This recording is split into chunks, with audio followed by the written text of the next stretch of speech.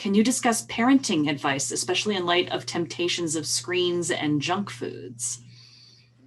Wow. Well, Colleen, can you just give us a little more detail? How old are these kids? How far down the line are they in their acculturation? Yeah, yeah. Hi. Well, Hi. I wanted to say I really appreciated the little stories of you with your daughters. My children are 3 and 5, but I also see a lot of children in my clinic. And pleasure, I think, well, pleasure. Anyway, I think there's a whole different complication when you talk about kids Certainly. and pleasure. And I think just personally, some of the things that I've run into in trying to, what I really liked, you mentioned at one point in your book that you were trying to sort of teach your kids, give your kids some experiences on the pleasure pain threshold to help them learn what genuine pleasure feels like. Yes, And I just wanted to see if you could expand on that a little bit more. sure. And could you tell me what kind of clinical work do you I'm do? a family doctor.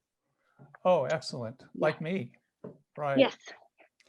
So you're right there in the front line trenches. Yes. Wonderful. Well, for me, if I could write a children's book and get to the kids when they're really young, that would be the ultimate. Because as we grow up, we get acculturated into our culture, which we all need to do. But our culture is a bit messed up on this point. So when you have young kids, that's the best time, the most important time to begin to introduce them into really what is this thing called feelings, some of which are pleasurable, some of which are unpleasurable. And I remember my oldest daughter, Ashani, we would take her for a hike in the mountains, not real big mountains, just a bit. And she was stubborn. And she would just fight and kick and cry. This is when she was about, 3 years old, 4 years old, the whole way. And her mother, being a former Outward Bound instructor, this didn't go over too well. So there was a big struggle. And in fact, Ashani resisted sports for years after this. I think in large part because she grew so quickly that she wasn't as coordinated as the other kids. But we tried all kinds of things to get her physically involved, because pleasure, pain, ultimately, these are experiences in the body. Right? So it's not so much talking about getting the right ideas. It's really about, wow, I'm feeling this. Now what do I do? So as I mentioned in my book, when the kids were really young, and they would sometimes, as kids do, they get overwhelmed with feelings and they're crying uncontrollably. I would put their legs around my waist and a hand under their back. And as they breathed out, I would take them into a gentle back bend. And as they breathed in, I'd bring them out of that back bend. And after 2 or 3 times, back bends are such big energetic releases that they would just have worked out that strong feeling. And we would breathe together doing this. And if they hurt themselves, we go, okay, honey, breathe into it. Because that's all you can do in those moments. And it's amazing what kids can learn. So with my youngest daughter, there was a point where we were at a wedding in Pismo Beach, and she was horsing around in the pool with her sister, who let go, and Satya hit her 2 front teeth. and angled them in. And so I was called, to see what was going on. And when I got there, she was just crying. And there was, a bloody rag that she was holding to her mouth. She was scared. And of course it hurt. And so I called the local ER, which was about an hour away. And they put me in touch with the on-call dentist. And I talked to him and said, gee, this is what I've got. And he said, well, you appreciate this as a family doctor. Time is of the essence if you want to save those teeth. And it will take him about an hour to get into the ER. And I said, well, what do you do? How do you manage this?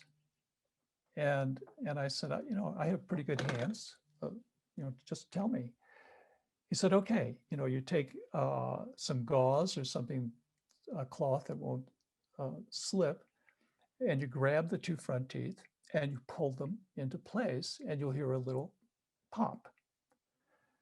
And I went, okay. And I talked to Satya and I said, honey, this is what we're going to do. And I want you to breathe with me. And we had practiced breathing so many times in difficult situations, in fun situations, that she knew exactly what I was saying. And she just went there and breathing. And then I said, okay, we're going to do this. Whatever you do, don't move and don't bite my fingers. And then pop, they came into place. And I was so proud of her. I mean, I was really proud of her. And the bonus is that the two teeth did live. And before this traumatic adjustment, the front one overlapped the other one a little bit. And now they were perfect. So she didn't need to get braces.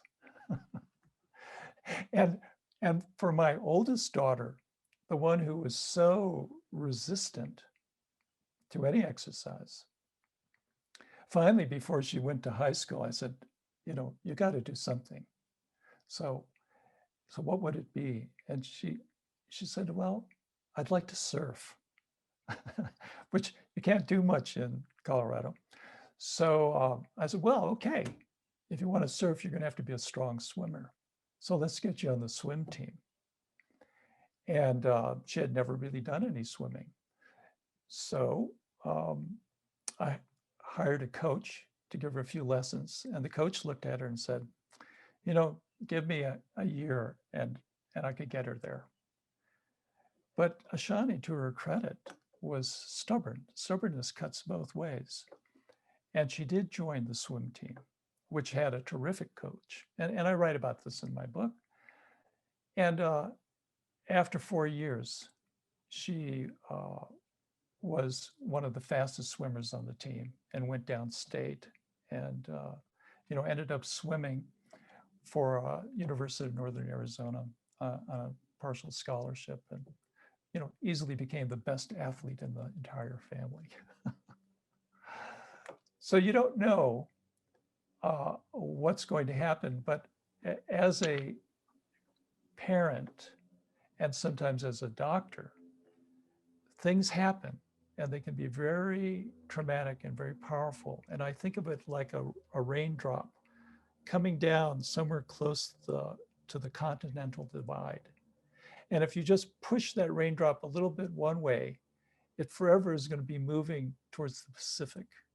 And if you push it the other way, it's going to be forever moving towards the Atlantic. And at that precise moment, if you have the presence of mind and are fortunate to be there, you can help move that experience one way or the other. So does that help, Colleen? Yes, thank you.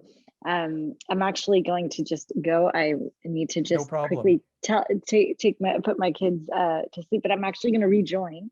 But that was wonderful. Thank you so much. And I'm gonna rejoin in just a few minutes. And I'm glad you're reading the book. Yes, it's wonderful. Yes. Mm-hmm. Thank you.